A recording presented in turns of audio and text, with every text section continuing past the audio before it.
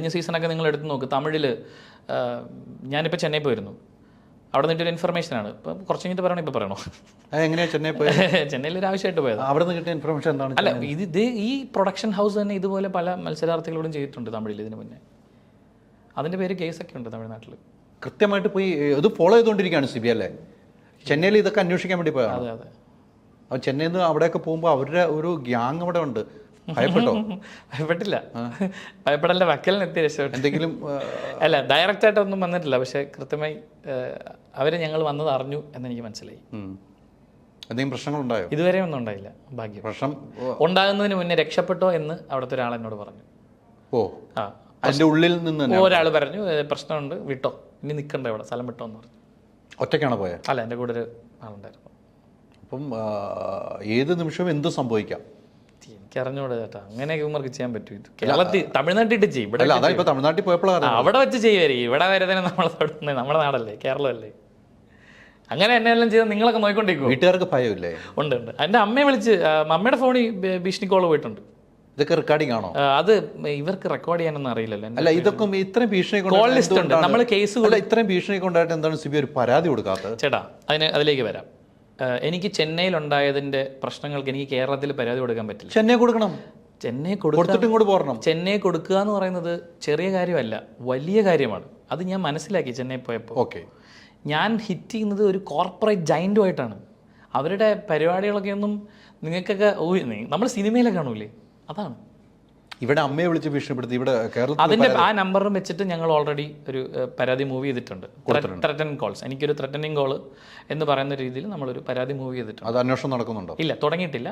ഞാൻ തിരുവനന്തപുരത്ത് എത്തണം, എന്നാലും ഇപ്പൊ കൊടുത്തേ ഉള്ളൂ. അത് ഞാൻ തിരുവനന്തപുരത്ത് എത്തണം, എന്നാലും അതിന്റെ പരിപാടികൾ തുടങ്ങും. ഞാനിപ്പോൾ കുറച്ച് ഷോ ഒക്കെ ആയിട്ട് യാത്രയിലാണ്. കാശ് വേണ്ട, അച്ഛൻ്റെ സർജറിയൊക്കെ നടക്കണ്ടേ. അതെ അതെ. പൈസ കിട്ടി അവിടെ പോയതിന്റെ? കിട്ടി, മുഴുവൻ കാശ്. അതൊക്കെ കറക്റ്റ് ആണല്ലോ, അതിനൊന്നും പ്രശ്നങ്ങളില്ലല്ലോ. അതുകൂടെ തടഞ്ഞു വെച്ച് കഴിഞ്ഞാൽ ഇനി എന്താ പറയണെന്ന് പിന്നെ അറിയില്ലായിരിക്കും അല്ലേ?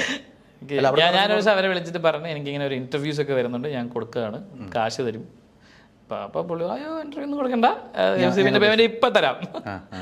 രാവിലെ വിളിച്ചിട്ട് ഉച്ച കാശ് കിട്ടി.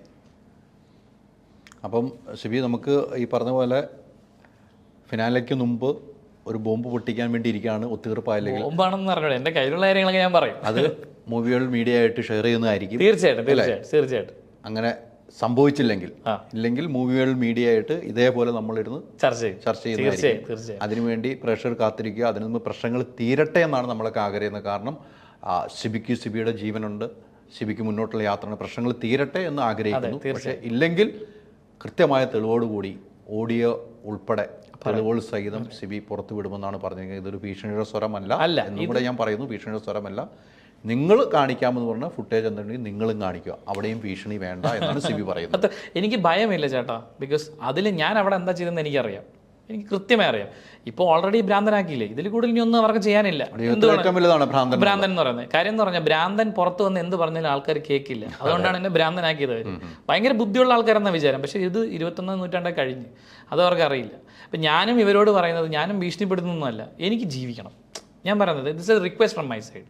എനിക്ക് വരുന്ന എന്നോട് സിബിൻ സുഖമാണെന്ന് ചോദിച്ചിട്ട് അടുത്ത ചോദ്യം മരുന്ന് കഴിക്കുന്നുണ്ടോന്ന്. ആ ചോദ്യം നിങ്ങൾ കാരണം ഉണ്ടായതാണ്. അത് നിങ്ങളായി തന്നെ എനിക്ക് ഒഴിവാക്കി തരണം. പിന്നെ എൻ്റെ കരിയറും എൻ്റെ ജീവിതം ഇരിക്കുന്നത് ഈ പറഞ്ഞ എൻ്റർടൈൻമെൻറ്റ് ഇൻഡസ്ട്രിയിലാണ്. എനിക്ക് അവിടെ നിന്ന് പോകണം. അതിന് നിങ്ങളുടെ ഭീഷണികൾ കൊണ്ടൊന്നും എനിക്ക് നിന്ന് പോകാൻ പറ്റില്ല. അപ്പോൾ നിങ്ങൾ പൂർണ്ണമായി പിന്മാറണം. എന്നെ സപ്പോർട്ട് ചെയ്തില്ലെങ്കിലും എന്നെ ഉപദ്രവിക്കാതിരിക്കും, എന്നെ എൻ്റെ വഴിക്ക് വിടുക പ്ലീസ്. അതേ ഉള്ളൂ എൻ്റെ റിക്വസ്റ്റാണ്. ഞാൻ പഴയതുപോലെ ജീവിച്ചോളാം.